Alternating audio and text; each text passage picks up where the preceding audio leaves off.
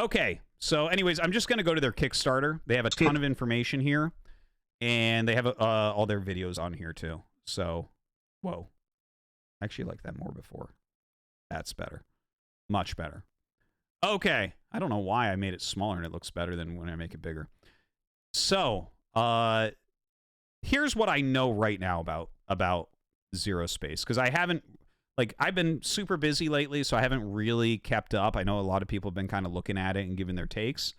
I kind of don't really watch other people's takes. I want my own takes. But I know you guys want my take, so here it is. So here's the biggest thing I know is that CatZ and Scarlet are both working on it. And they're two of the smartest people in RTS. So I think that bodes very well because they both have competitive mindsets as well. So that's all I personally care about for an RTS game. Okay? I care about the competitive aspects. I don't care about single player. I don't care about team games. I don't care about map editor. I don't care about use map settings. I don't care about any of that stuff. I almost never do it. I've played like 2 use map games ever in StarCraft 2. I've played hundreds in StarCraft 1 just because I played the game for 25 years and I was a child. But like, yeah, what I care about is the competitive aspect. So let's look at some of these and think about that. All right.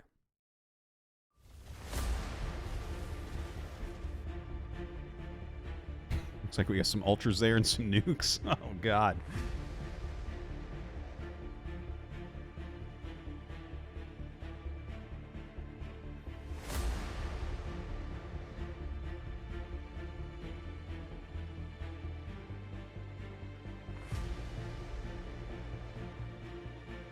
Okay, so let's just pause for a second. So far, looking at this, right, it really looks very distinctive, like Terran Zerg Protoss. Which I personally, I'm good with that. I'm good with that. It gives you the flavors of everything. You don't have to guess which race Protoss will be. You already know you're playing these guys.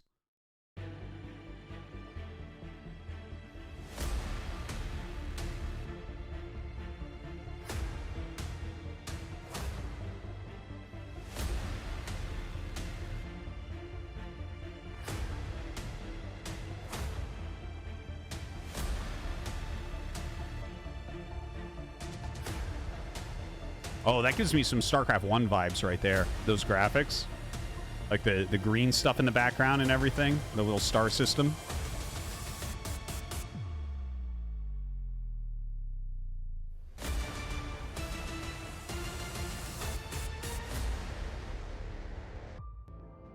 Hi, we're Starland Studios, an indie game developer working on a cinematic, next-gen RTS, Zero Space.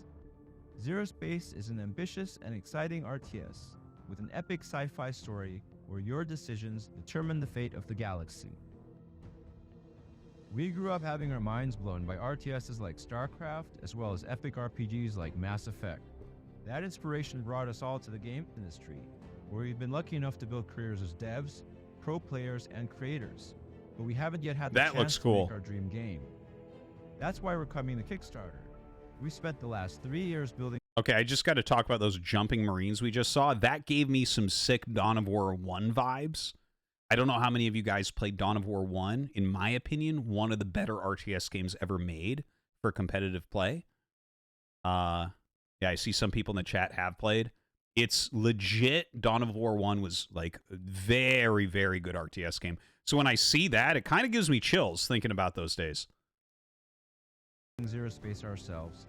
We're finally ready to share what we've got and ask you to help us realize the dream. I like it. We have an indie spirit, but we're a very technically capable team of over 30 devs with serious game dev experience and a passion for RTS and RPG gameplay. We've been working hand in hand with some of the most insightful and well-regarded leaders in the RTS community, several of whom have joined our development team. Here's Grant, our lead campaign designer, to share a little more about what we're building. Zero Space is an evolved... Oh. So we have Grant coming in here. So if you guys don't know who Grant is, he streams. He's a really good streamer. He does a lot of like speed running stuff, a lot of community stuff on his channel. Definitely worth a follow and everything. I did some videos with him you can probably find on my YouTube. I know you can find where he taught me about speed running, and I almost broke a record on one of the StarCraft 1 maps, but not quite. But a good dude. Good dude. Smart guy. Real-time strategy And a game great voice. injected with the epic sci-fi storytelling of classic RPGs like Mass Effect. It's the year 4057, and you're leader of the human protectorate, tasked with unraveling a cosmic mystery that threatens the galaxy. Interactive cinematics will confront you with tough choices that will influence the story through branching narratives. As you investigate the mystery, you'll explore the Orion Belt, recruiting powerful allies to join your crew and embarking on dozens of side missions to discover each hero's rich backstory. Okay, hold on. So they're talking about like kind of branching storylines. Now, as I said, I don't really care about single player, but you might be able to get me to play through single player more than one time if there are ways to actually lose. Right? Because as a good RTS player, you literally can't lose single player. It's like so easy. But if making the wrong decisions can actually fuck you up and you play through the whole thing and then you lose because you're like, oh, you should have killed this guy. It's like, now that's interesting at least. And unlock their full potential in battle. As an RTS, one of our design goals is to offer players unprecedented choice and strategic depth. Each match, you'll choose a main faction, a mercenary faction which grants additional unique units, and a hero which brings their own powerful skills to the table. That means I don't like heroes. We'll talk more about that in a bit. in every battle, you'll be assembling your own unique faction, making for significantly more variety, personal expression, and strategic depth than other games in the genre. The depth and variety extends to the moment-to-moment gameplay. We want to make the micro as fun as possible, so we're working hard to fine-tune pathfinding, introduce mechanics like body blocking projectiles, terrain vision blocking, and more. Ooh, body blocking projectiles. Does that exist in any RTS right now? Hold on. Everyone think with me for a moment. Does that actually exist? Yeah, no, I know it's in MOBAs, but I don't... Of course it exists in MOBAs. Thank you, guys. You guys are brilliant. Can I just let you guys know that you guys are the smartest chat on Twitch? You're not. Everyone knows that. But blocking projectiles in RTS, I don't believe it exists. I'm thinking about it. Yeah, 99% sure it doesn't exist. Interesting. Resulting in increasingly dynamic combat and less binary outcomes. Our vision for Zero Space extends beyond the story-driven campaign and evolved RTS gameplay. In addition to 1 vs 1 and 3 vs 3 PvP, we're working on a truly cooperative multiplayer mode where players join together to fight against an enemy AI. And our long-term vision for Zero Space is a persistent shared galaxy with a massively multiplayer endgame. I'm really excited to be part of this project because Zero Space offers unparalleled player agency and customization, and I'm not the only one. Other well-known players from the RTS community are on the dev team, and here's why they're hyped to be here. Hi guys, it's Pig here, StarCraft 2 resident ex-pro gamer, expert commentator, YouTuber and Twitch streamer. I've been working on Zero Space now for a couple of years, just coming in doing some consulting and playtesting. In the early days, there was not much there. It was, the early days of games dev. Things don't work, assets are broken, but I've seen it develop so quickly where the technology's gotten better, the pathing, the responsivity of the units is so much smoother. Like, it's very, very crisp these days. But also I've seen, the team expand, and from getting a lot of early feedback from myself, there's now guys like Giant Grant Games, you've got Scarlet, you've got CatZ, like pro gamers from all sorts of RTS backgrounds coming in and giving their feedback, and it's been leading to, especially the multiplayer aspect, being very responsive. The unit interactions and the way units behave feels very satisfying, interesting, and skill-based. But you've also got the balance already starting to get very fine-tuned, even though the game is pre-alpha. Hey, this is Scarlett, lead balance designer at Zero Space. To be honest, I joined the project not that long ago. The first time I got to play the game, it had already been in development for a couple of years, and I was really surprised at how good the game felt. It's not easy to do RTS, but after joining the team, I got to realize that it's because everyone is really passionate about RTS. I've been playing RTS for a long time and just want to make the best game possible. So I'm really happy to be a part of that, and I hope you all enjoy the game as much as I do already. Hey guys, this is CatZ, and I am the lead versus designer at Zero Space. For the last 2 years, I've been working on this project, and it has really truly felt amazing. I feel like my skill sets here are valuable. I feel like I have a team. I'm surrounded by a team of creatives that are not afraid to take what you might call risks, in the sense that we are not afraid to experiment with new concepts, with importing concepts from different game genres, even, and seeing how we can adapt them to solve for the very unique problems that RTS design proposes. And that process has just been extremely rewarding, because everyone's always wanting to iterate on each other's ideas and not just their own. Everyone is incredibly receptive. The egos, I guess you could say, are left at the door when we go into our discussions about design, because it's really for all of us about the overarching vision. It's really for all of us about producing the best possible game that we can. It's really for us about not being afraid and not just, doing a copy paste of previous games, but rather making a product that is truly unique and special and has an incredible potential to reach wider audiences and to also welcome the existing hardcore fan base. From everyone here at Starland Studios, I want to thank you so much for considering backing Zero Space. Your support will help us finish what we've started, adding polish, phenomenal voice acting, and more, helping us realize our vision for a truly next-gen RTS so worthy of hardcore fans. just a few thoughts about that as well. I kind of let that part play through. Can't Pig. wait to hear what you think. Jesus, chill, music, chill. Pig, Scarlet, and CatZ are all really, really legit. They've been around a long fucking time and are very, very smart. So it's a good set of people to be involved with something like this, I think. Right? It's like when I hear people like that are working on RTS games, like when you hear like Day9's working on something, you're like, there you go, right? You got some smart people. You got CatZ and Scarlet and Pig are excellent choices for something like this. By the way, it looks like 16 hours left to go. If you want to back it on Kickstarter, you got to do it soon. All right, let's take a look. Okay, this is talking about story. I don't really care about that too much. We're going to scroll through that a little bit. The game. All right, it launches on Steam and will launch with an open world campaign. Okay, 3 hours of cinematic cutscenes. Okay, 4 main factions. Wait, it's 4 races? Oh my God. Did not know 4 races. How do you add... How do you do 4 races? That's crazy. That's crazy. That's so hard to balance. I don't know how you can ever balance 4 races.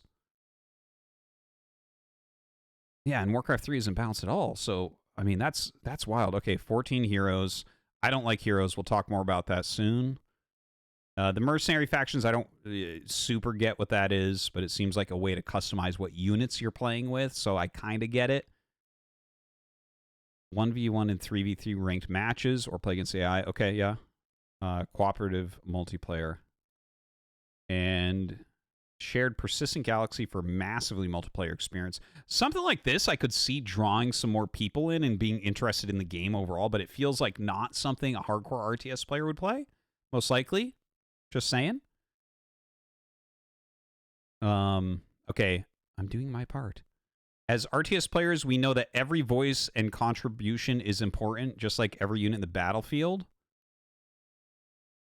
Okay, so, well, I mean, strengthen numbers by pledging any amount and spreading the word. Okay, well, I mean, if you want to say every voice and contribution is important, but you by that you mean pledging money and spreading the word, I can agree with that, but I've talked about this before. When you're making an RTS game, man, make what you want to make. Don't listen to the fucking community. That's a don't do that. Do not do that. Oh my God. All right, gameplay. 3 main gameplay modes. We don't really need to check out the gameplay modes that much. It's like campaign, co-op, and versus. Versus is really what I'm caring about. I mean, a lot of people like co-op. A lot of people play campaigns. That's what Blizzard always was telling me every time I met with them. Oh, more people buy it for the campaign and more people play co-op than ladder. It's like, yeah, but those aren't. I don't care. Build a base, gather resources, train use. Yeah. Meet 14 heroes. Play their own styles. Okay. I don't like heroes. Again, we're going to talk about that very shortly here. I just kind of want to scroll through everything. Gain experience and level up your faction by capturing control towers.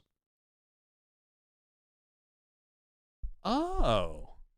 Okay, so hold on.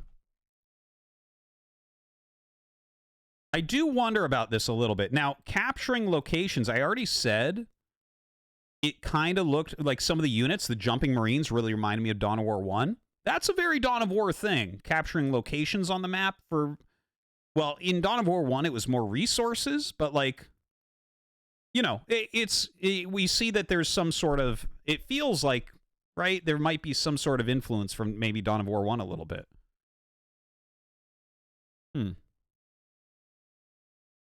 Protectorate Aura's Airstrike. The Grell's Tree of Life ultimate ability. Well, you just instantly make a base. It's like Protoss. Choose mercenary groups to support your army. Okay. Campaign. We don't really care about that too much. Story and lore. Co-op. Versus and competitive. Our core multiplayer philosophies revolve around player expression, matchup variation, multiple avenues of engagement, streamlined gameplay, and well-paced game volatility. Well-paced game volatility. I don't understand what that means. That sounds almost like that's a buzzword, but I've never heard it as a buzzword. It's like well-paced. Everything else makes sense. Multiple avenues of engagement. Yeah. Matchup variation. Yeah. Streamlined gameplay, yeah. Player expression, yeah. These are all great. Well-paced game volatility. I don't quite understand what that is.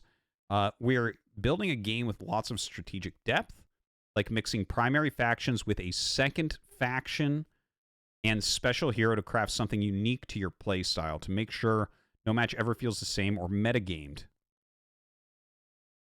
Okay. We've been testing our Versus mode for over 2 years. Pig, Grant, CatZ, Scarlet.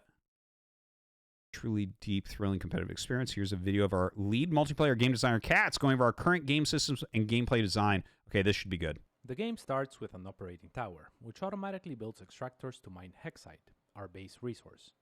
You can expand your income by building additional operating towers throughout the map.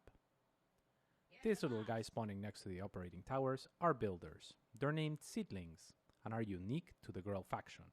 Over to the left here, you'll find your mercenary tavern, where you can instantly hire 5 unique unit groups to join you in the fight. Huge tree over here is the Grell headquarters. It offers passive income equivalent to a full base mining and allows for the construction of harvesters, which are needed to gather our second resource, Flux. Flux is scattered across the map, creating incentives for players to venture out and meaningfully interact by harassing enemy harvesters and protecting their own. These purple circles signify a rich flux drop. Its landing location is semi-random, allowing players to adapt and strategize accordingly. I'd love to make some army units now, but I can't afford my incubator yet, and that's okay. The game has recognized my wish and will add it to the queue. Our friendly queue system helps to simplify economic management so that players can spend more time interacting with each other and making meaningful decisions. My first building is complete. Supply structures in Zero Space are all unique and have a purpose beyond just sitting there. Like Warcraft 3 Moonwells, nourishing pods heal units near it, helping to provide defensive advantages. Now selected is my Grell hero, and they have 3 abilities. With one of them, you can trade HP on an allied unit to heal and increase the hero's attack speed. Anticipating I'll be taking damage soon, I'm bringing a seedling along to consume. We're heading towards an XP tower guarded by neutral creeps. In this fight, another one of my abilities is sure to prove useful. This one is a projectile that, on hit, damages and slows units within its visible radius. Once I'm done clearing the neutral creeps, the XP tower will be available for me to capture. Your experience is represented by the rising yellow bar at the top, and much like in life, you get XP by just existing. But capturing towers does help you speed up the process. When the bar fills up, you get to level up, and I'll be expanding on that soon. After using Consume to heal up, I'll finish capturing this XP tower and then use my third ability to bring my hero back home. My basic incubators are now done building. They are home to 3 different units and unlock tier 2 and upgrade buildings. The top bar consists of 2 joint systems. Power, represented by the blue bar on top, is used to activate global abilities. My favorite base ability is named Infuse. With it, you can trade power to target allied units, and after a short delay they emerge from their cocoons with double the HP and damage values, and also growing in size to match their newfound strength. You harness power whenever you lose units in combat, and while winning skirmishes feels great, the game doesn't have to end as a result of a single outcome. Alongside mercenaries and supply structures, power is perhaps our best system at combating snowballing and leaving some room for well-earned comebacks. My first upgrade building is now finished. Since I made some stingers, I'll look to upgrade those first. On this menu, you can select one of 2 upgrades to start, and later another one from the second row. This time around, I'll research lifesteal, and once that's done, I might just go for cliff jumping. You may start noting a pattern here. We like to offer players the ability to express themselves and adapt through fun and meaningful choices. Speaking of which, my yellow XP bar just filled up, which brings me to our final system, talents. Each time you find enough experience to level up, you can choose from 3 talents, 2 of them natural to your main faction, and the third one determined by your choice of mercenaries. As you go down the talent tree, things get increasingly more volatile, and at level 5, you get to select your ultimate ability. My favorite for Grell is the Tree of Life, but that's for another time. I hope you've enjoyed our ideas and systems so far. A million thanks, and see you around. The game starts. Let's watch that again. Right, the main factions. Yeah, we kind of... Okay, so choose between 4 factions, 6 mercenary factions, and then 15 heroes, right? Protectorate, that's humans. Grell, bugs. Zol, AI. Legion.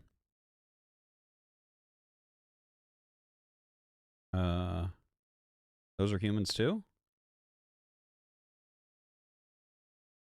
Okay. And then it looks like there's like a bunch of things about some videos of plays and stuff.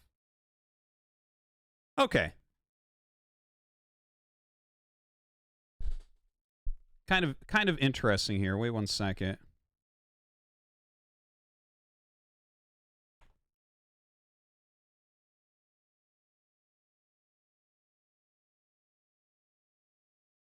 All right, we're going to talk to CatZ a little bit. CatZ? Hello? Yo. How's it going? Let me just pause the stream real quick. Okay. I'm doing great. How are you, RT? I'm very good. Speak one more time. I want to check your level. Test. Okay, that's How good. are you doing, RT? Okay. Yeah. No, I'm doing good. Congratulations on working on this game. Looks pretty good. I do have a few questions about it. Okay, Shoot, so... Be mean. Well, Do it. Unleash. that's the only way I know how to be. Okay. So first off, four factions. Why are like that? Sounds impossible to balance, right? Like you look at Warcraft 3. Warcraft 3 has never really been balanced, and then it's like it's not just 4 factions. It's like all these different heroes, but then also the mercenaries. So like you guys are selling the express yourself through making this completely different thing, but there's so many options that it feels like you will never find a real balance. Like people will figure out broken stuff, and like what you know, it like I'm kind of looking forward. And I'm like, okay, the big tournament's coming up. Some little group of players figures out something super broken, hides it, shows up, and wins the tournament. You know what I mean? Yes. I mean, to that final comment, like I saw an article of Richard Garfield saying that, for example, like a lot of innovation is kind of shunned because innovators have to put their stuff out there. So they don't just show up and win with an extraordinary idea, which as a commentator, I would find very interesting personally, if that happened. But to the comments on balance, yeah, like it seems daunting, but we have, I think, the pieces in place. So we have a lot of systems that are kind of geared towards helping us with balance through player expression, which sounds kind of like counterintuitive to some degree, right? But for example, we'll have a drafting phase for starters. Oh, okay. So Okay. yeah, so the first thing that you'll do is pick your main faction. We won't remove the ability to pick any main faction just because, you know, people like to pick a main faction and stick with it. Yeah. But then we will have like the ability to say propose 2 mercenaries, and then your opponent proposes 2 mercenaries, and then you pick your mercenary. So we're not going to be working with bans so much as just information for mind games and stuff like that, and adapting, right? So from the perspective of a drafting phase, the balance is already a little bit more difficult to figure out. Yeah. Then we have the balance through choices approach. The game is filled with choices, so there's a lot of avenues to adapt for the opponent before the game starts. And yeah, you went over the video, so those are kind of like the choices. Then we have a backend that is engineered to give us and the players more information than any RTS that I've played. Kind of like how Dota or League, for example, like spews out so much information. And working on StarCraft, I never saw any of that. Like the actual like numbers as far as like how you know how much a unit wins or how much an upgrade wins, or you know, not just the win rates of the individual factions or at a high level, but even just enabling us to tweak with the smaller stuff. So we have that. We also are planning to have possibly 2, at least 1 massive update per year. So I don't think that people like, I don't think that the meta ever gets stale enough that it gets completely figured out. Like, I don't think there's enough time to figure out a meta or to figure out something completely broken. And we'll obviously tweak like individual units and stats that are completely broken throughout the year, but then we'll have a redesigning patch, which kind of like opens up for people. Sure. Yeah. Actually, the very first part of your answer actually kind of made me think like, oh, this is actually a real legitimate way to try to help balance things. Is the like, I don't know exactly how you're going to run it, but a ban phase, like or a pick ban, whatever it may be. Like, I don't know exactly how you run that, but that is one thing I noticed when I started kind of getting into Age 2 a bit. Is that's a huge way that the game can be balanced. Is like you can literally, it's like, oh no, this Merc faction right now with the race that you like to play, like get rid of that. You know, like something like that sounds like a very good way to help maintain balance. And like if you see something gets banned all the time, then suddenly it's like, well, maybe we should just fix it. But that's a very good idea. I'll give you that one. That you in that one small part. It still does seem very hard with the 4 factions, but here's a question about the 4 factions.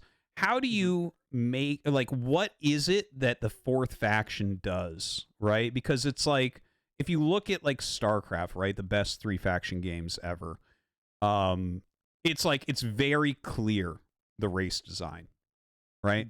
It's like, you know, the strong, slower units, which actually turn out to be faster because it's Protoss. You know, you have the weaker, quicker units for Zerg, and then kind of the middle of the road for Terran or whatever. I mean, it's not exactly that, but you know what I mean, right? Where it's kind of like you can tell where that's at. How do you do that with a 4th race correctly? Well, I think identity is more or less what you're referring to, and yeah, I agree. Like in StarCraft, I think the races even on macro have very strong identities. I think our races have strong identities, and Grell and Protectorate that you saw first are kind of you know, look a lot like Zerg and Terran, and that's kind of because they were the easiest ones to work on first, right? When you have a stable baseline, and we obviously take inspiration not just from StarCraft 1 and 2, but a ton of different games. But working off of that stable baseline for design was really helpful. And our other 2 factions are a little bit wilder. So they have kind of unique identities. You mentioned the Dawn of War 1, I think. The one that we just revealed, the Legion, for example, they have a swarm identity, which Grell does not have, like Grell has, or like Zerg has. And they also have like the identity of, and you're gonna hate this one, but they have 3 heroes. So heroes are not centric to the other 3 factions, but the new one that we just revealed is very hero centric. So that is kind of part of their identity, is swarm, which is easy to control, right? Like units that you kind of just throw away.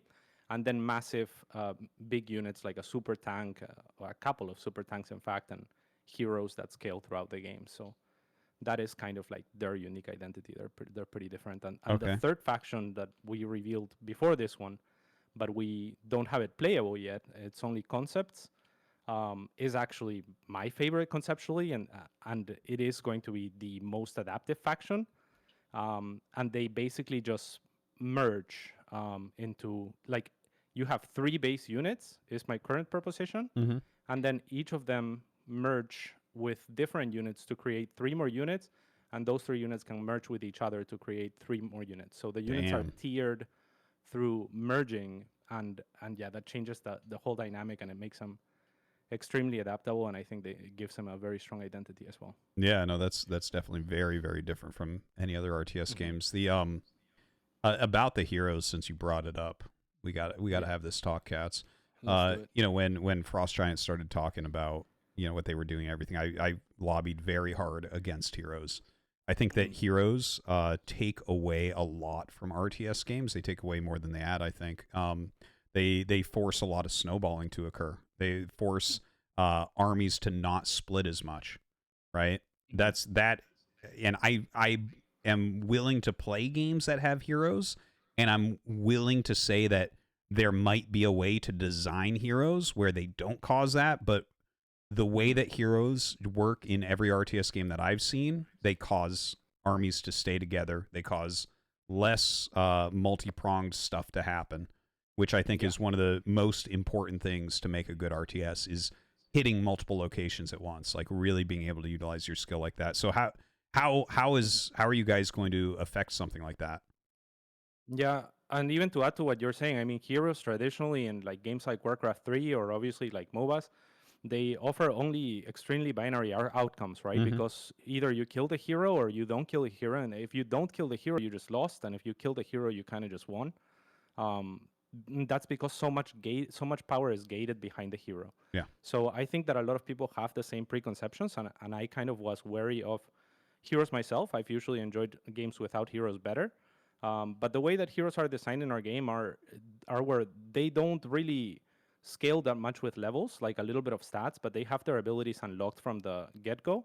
And what they do is, because if you notice, like the economy, the macro is a little bit simplified to some degree, right? Like you still have to make a lot of decisions, but it is not as mechanically challenging, as definitely not as Brood War. And it's a little bit easier even to get into than StarCraft 2. And the choice for that we can get into after, but basically heroes are the early game avenue into dynamic play. Because they spawn early on, it gives you stuff to do right away. And they are not super, super strong. It's kind of like spawning. You can think about it like spawning with an Infestor or a High Templar, right? Okay. But that also kind of fights the other Infestor or High Templar and bites for map control. But they don't really become like super like, oh, my hero died, I'm dead. No, nothing like that. They're not that strong. Okay. And but are they gaining experience as you kill enemy units? No, they're not. They you are can gain not, experience through the XP towers, and the heroes do level up with your faction, but it doesn't offer them avenues into being oppressive ever. It's just a little bit of stats so that they can keep up a little bit better. Okay. Yeah. And But the experience, the main thing is for the talents. yeah. So here's the very first thing that just jumps into my mind, because I didn't know the design of any of this yet. So it's about getting towers on the map to gain experience. Well, the whole game is not about exactly just that, but No. Yeah, I it's- mean that's how you get your experience for your heroes, right? Yeah, so you have, well, it's for your faction more than for your heroes. Like when you get enough experience, you unlock talents for the faction, and that makes it more customizable, and it allows you to play whatever style you want to play out of. Okay. 3 different roads. Yeah. Now, the only problem I have with that, because I have played games where I've thought it was really interesting to have areas that, like, you gain this area and you gain something like Dawn of War 1. I liked that game a lot. And, you know, I think that, again, I think all these things could be implemented and be good and balanced and stuff. But the one thing I worry about when I hear about these kind of zone control type of things is that no matter what matchup you have in any RTS at any time, you're going to have a race in the matchup or a setup in the matchup where you are the one that will have map control for a certain amount of time. and that can snowball really quickly. That's one of the harder things, I think, to balance is when you have a race that has map control for a long time. Like if you look at StarCraft 1, like Protoss versus Terran, they just have map control for the whole game, or Zerg versus Protoss, they have map control for almost the whole game, you know. And so when I look at something like there's a zone control, it's like, well, if you can figure out which faction has that map control, how do you know, not only are they going to be gaining that experience and getting their heroes leveled better and their, I guess, whatever else that experience does for you, it's like, how do you manage that? No, yeah, I mean, that's a fantastic question. I love that you ask all the hard questions because these are the ones that we have had to think through and to adapt to and to design around, right? So, yeah, I mean, the map control, the thing is, it's not just XP towers, which right now we have 3 of out on the map, which is a relatively large map, but it's also flux and rich flux drops. So the rich flux drops give you more gas equivalent resource, right? So there's a lot to do on the map, which means a lot of the time what you're doing is not so much contesting for the XP tower, and if you get it, you win, but rather trading objectives or forcing your opponent back from those XP towers and so on and so forth. So there's a lot of objectives out on the map, so it's usually, yeah, you're actively trading rather than just getting them all. You know, I hear a lot of when people are making new RTSs, they want to get skill differentiation in decision making because they're trying to really rely on the strategy aspect of the game. Whereas the best skill differentiation we see in the best RTS games generally doesn't come through the strategy aspect, but through the real-time aspect of the RTS. So you mentioned that you guys are making this a little bit easier to get into than StarCraft 2 as far as mechanics go, which already, like you look at StarCraft 2, there's not a huge amount of skill differentiation for pro gamers as far as like macro goes, right? So I just wonder how that's going to, how you're looking at that and trying to make it so that you're going to have those appropriate skill differentiations. Yeah, so it's a tight rope to play with for sure, right? Like this is one of the hot topics of discussion internally as well. And what we landed on is that it's like Brood War is not replicable, right? Like it's just not a game that can be designed in 2023 and adopted by anyone because it's just, you know, like the systems are clunky, the units don't, the pathfinding is not good, you know, like it's stuff that people wouldn't put up with, right? So the macro mechanics, for example, in Brood War, I think are much more interesting than in StarCraft 2 because whenever you make a macro decision in Brood War, you actually have to spend so much time in your base making those units that you get those fingerprints from players and you get that differentiation that you're talking about to some degree, right? Whereas in StarCraft 2, you're kind of expected to do everything. And there's still, and even just from income gathering, right? In Brood War, you are kind of like you can spread yourself a little bit faster because of like the workers not stacking like in StarCraft 2, where you just put 16 workers on a base, right? And so like my point is, I think the macro aspect of StarCraft 2 is very uninteresting. Yes. Whereas the macro in Brood War is interesting, but it's not replicable. Yeah. Right. Okay. And the macro aspect of AOE, for example, is a game where it is super interesting, but it's also only macro. Yeah, it's almost feels like it's too much. It's like so crazy complicated. But I mean, that does add that there's so much differentiation that they have in economy management. So like I appreciate it to a degree now that I've actually watched a lot. Yeah, for sure. Yeah. It's great. But at the same time, you know, they don't really have micro. Like, you know, their engagements are their engagements are just dreadful. So it's kind of finding our identity as a game on those fronts. And what we've done is simplify the things that we find are uninteresting as far as like a game like StarCraft 2 is concerned, and made room for other systems that are still complicated enough that they create mechanical skill differentiation. Okay. But it is definitely, like, for example, like we have 2 additional resources effectively, right? One is a XP and the other one is the power, which you get whenever you lose units. So it is EXP something that just gets added, or is it something that you're spending?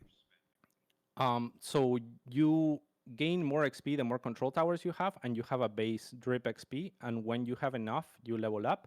And when you level up, you get access to talents, which enable you to modify your okay. So it would be spending. Yeah. Yeah. So okay. you spend your skill points. Got you. And that's where you had a question on volatility while watching like how does the game become more volatile? It's through that system, basically. Like the skills that you get as you level up are stronger to where you get to the Tree of Life, for example. And then the Tree of Life is like, doesn't always end the game, but it's, it's getting there. So that's what you mean by the well-paced game volatility? Because when I read that, Exactly, I'm like, what is this? So what you're trying to do is make it so that as you get into late game, shit gets so powerful that like you are hurting, like kind of like Endgame Brood War, where it's like everything is so powerful that everything's broken. Yes, exactly. Okay. That's exactly what it is. Whereas the early game, it's much more back and forth, and we don't really like Snowball has been a great focus of ours as well, and we have systems in place for combating Snowball as well. So, what type of systems would those be? Because it like. I don't think that some games do the combating Snowball super well. Like if you're using hard counters, like a lot of RTS games use hard counters to try to do it, where it's like, well, is he beating you because he has too many Marines? Don't worry, we have this like Reaver unit for you, and now you win. It's I don't like that as much as I like some of the more nuanced. Like I like the idea that as you get more bases in Brood War, it's harder to defend everything. Where it's like, well, I can definitely kill one of these if I'm sneaky, like that type of thing. So I don't know. What do you kind of things you have as comeback mechanics? Yeah, I love that you use the words interchangeably, because when I do, people get confused. But yeah, it's not Snowball and comeback mechanics, same thing, right? Anti-Snowball comeback mechanics. Yeah, exactly. It is. It's the same. Different sides. And basically we have the mercenaries, for example, which spawn instantly, so they're a little bit of a defensive mechanism. We have the supply structures and some structures that are like effective, like base guarding mechanisms. And on top of that, the main system is called power. And the way that you get power is you harness it by losing units. So basically, if you have, let's say, just for the sake of an example, that you have an engagement, right, where you have 10 units and your opponent has 10 units, and you kill all of, in the worst case scenario for them, right, like you killed all of their units and you didn't lose anything, that player is going to get some power, right? And the power, say, is we can obviously tweak it, but right now it's at something like 25% of the value of the army that you lost. Sorry, say that again. I'm a little confused. Just say that part again. So basically, let's say you have like an engagement, right, where you have 10 units, they have 10 units, you kill all of their units. You gain power whenever you lose units. Okay. So if they lose 10 units, say they will get the value of 25% of those units back in the form of power. So they don't get the units back, they get power, which is balanced to be equivalent to a percentage of the units that you lost. So that's like minerals or something, right? No, it's more like it unlocks your global ability. So you saw, for example, that I was putting some I'm sorry, I get it. Cocoons and stuff like that. So they're pretty cool. They're pretty different and specialized and unique. And yeah, they kind of make the game a lot more back and forth. It still feels great even to win engagements. But you should also be wary that your opponent now has power and has the ability to spend it to augment their army. And obviously you have dormant power and that you haven't lost those units yet. That's kind of, that actually opens up some interesting, like immediately in my brain, I'm like, could I get so far ahead and then just like kill my own units to like charge up a spell that I want to use? No chance. No, it's not like that. Okay. No, it's not like that. So I'm like, yeah, I'll sack like this army and bam, I nuked you. Get out of here. Okay. I mean, you could do that for a base or something like that, right? And that, like, you could definitely trade for a base, like an army for a base, if you feel like you wanna, get power for some super ability or hit some crazy timing. Oh yeah, if you like sack the units, like running banelings into a planetary, and then suddenly you get a Psystorm or something like that. I don't know. I mean, I'm just trying to think of what that might look like. Okay. Well, I mean, you've actually answered the questions pretty well. I am still a little bit hesitant about the heroes. It looked like from that little clip I saw you playing where you were kind of explaining it, it looks like the game starts up really, really quickly and gets action on the map right away. But that makes me wonder about the economy and how the scaling of the economy is going to work. Like, is this a game where you get lots of bases? Is it going to be more like Warcraft 3? Like, I know you were talking about those like like the gas type resource that's going to like kind of almost semi-randomly appear and stuff. So like there's going to be some actions to go get that and everything. But I just wonder, like, if there was a game and this economy looks like the economy from that game, what game would that be? That's tough to say. I think we're very much our own species here. We're experimenting a lot, and we're making, you know, like the decisions that we think make sense for our game. But we're a little past the stage of like, just like looking at a model and trying to copy pasta. It's just not. I don't know what game it would be. Yeah. But I would say yes. I mean, you would get like 3-4 bases right now. We have it to where, and this is obviously all subject to change, but we had a meta where that was like 3 base fast, and that was dreadful, right? Because if the best thing to do is to open 2 expansions first, it's like why don't you just start with 2 expansions, right? So we're tweaking things to where there's a lot of variance, I guess, in terms of openings. And right now, basically, say with the Terran equivalent, you can open Supply Depot Barracks, Supply Depot Barracks Barracks, Supply Depot Barracks Barracks Barracks, or expansion first, then Supply Depot, or you can, you know, save up for mercenaries, or you can open for fast flux. So it's like we want all the options to be there, but I would say 3 base is kind of like the desired 3 active bases is kind of like the desired starting point. Okay. I'm almost out of my questions as far as the the competitive aspect goes, because you know, these are the main things I'm like kind of going through my head, and one just popped in.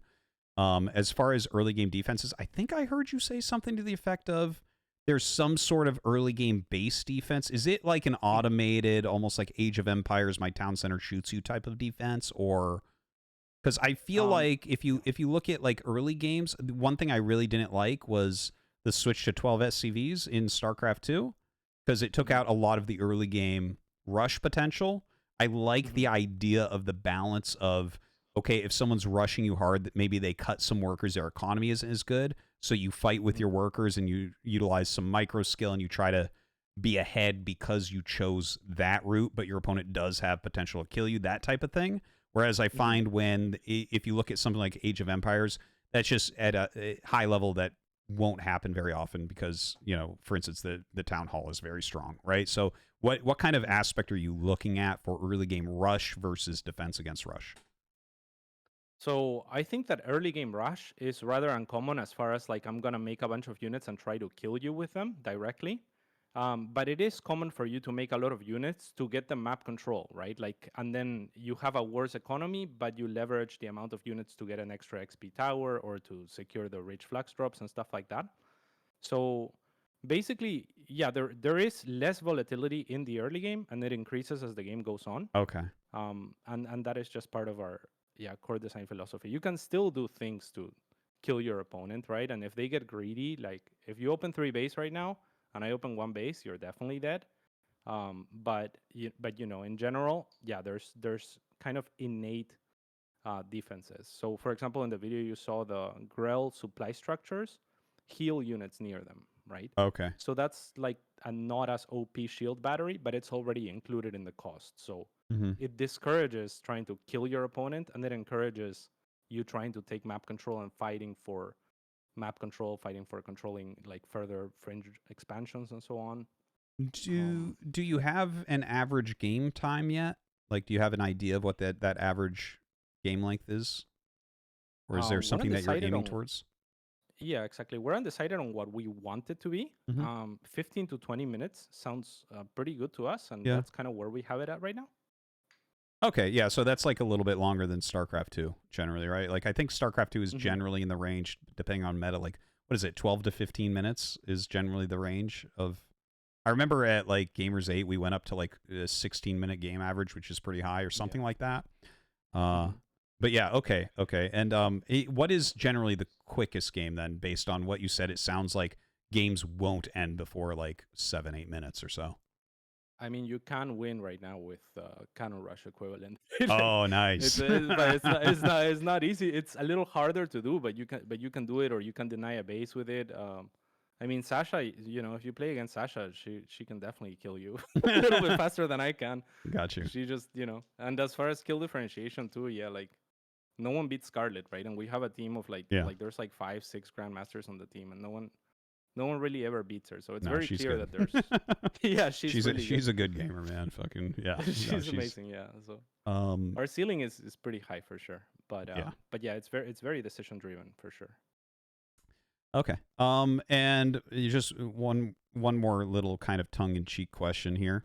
How are you going to combat whatever race becomes Protoss? Because it's like a meme, but it's also not a meme. Like it's actually serious that everyone that actually plays StarCraft at a high level is like, everyone is like, Protoss is so annoying. We don't like to play against it.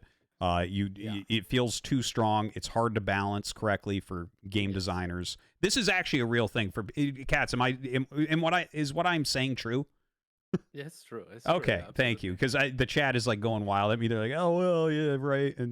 But it's like, no, this is a real thing. So like, there's always a Protoss in every game. Like, I think you can't get completely away from it. But how do you guys have an idea for how to try to deal with that? Yeah, if the balance is asymmetric, there's always going to be a race that is perceived as easier to play, right? Because if the costs are higher and the units are stronger, then right, because they have to be even on the battlefield. So if the costs are higher, then it takes less actions to execute on that race, right? So it feels frustrating because your opponent is clicking less buttons and kind of getting away with it. I'm of the opinion that still, like even like, for example, I've gotten Grandmaster in StarCraft with all the races, and Protoss was the fastest, right? Of course, yeah. But I'm still of the opinion that it kind of requires different skill sets as well. So it's maybe better to compare yourself to like people within the Protoss race if you're a Protoss player than actively compare yourself with the other. It's just different skill sets. Like the best Protoss in the world is gonna be an excellent trickster, and they're gonna be they're gonna be the biggest piece of shit, yeah oh, and for that's sure. great, and that's awesome, right? Like that's a skill. It's the great Protoss book of bullshit. There's always gonna be something frustrating, and it's difficult to get away from that because no, I think it's impossible to get away, but I have to ask the question. I have to stay in character and ask the question. I'm actually actively concerned about our most recent race because it is kind of like it has the heroes that scale and it has mega tanks, so that is going to be I think the most challenging to balance because it offers potentially binary outcomes. So we're looking at solutions. Like I'm confident that we'll find something, but yeah, there'll still be, I'm sure, a rage-inducing faction. No doubt. And we'll all be hunting for which one that is at the beginning. It's good content. Yeah. Okay. Well, very good answers, CatZ. Like, I mean, you always know what you're talking about, so this has been great. Is there anything you want to say while we still have you here? Well, today is definitely the last day for the Kickstarter, so if you guys want to support, that would be awesome. I just want to thank you for having me, Artie, and happy that like you enjoy the ideas that you've seen so far, and I hope you'll enjoy the game when you play it. I think it's definitely different, and we're not trying to be StarCraft 1 or StarCraft 2 or Warcraft 3 or really the spiritual successor of anything. We're our own game, and we think that we can, it's accessible enough.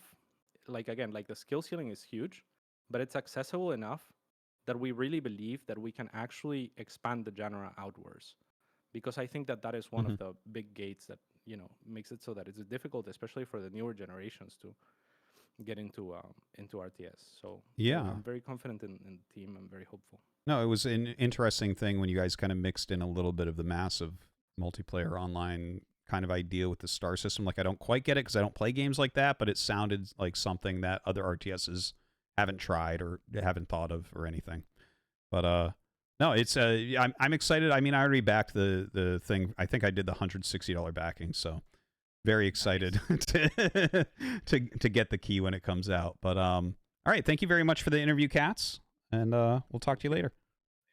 Take care, my friend. Bye bye. Bye bye.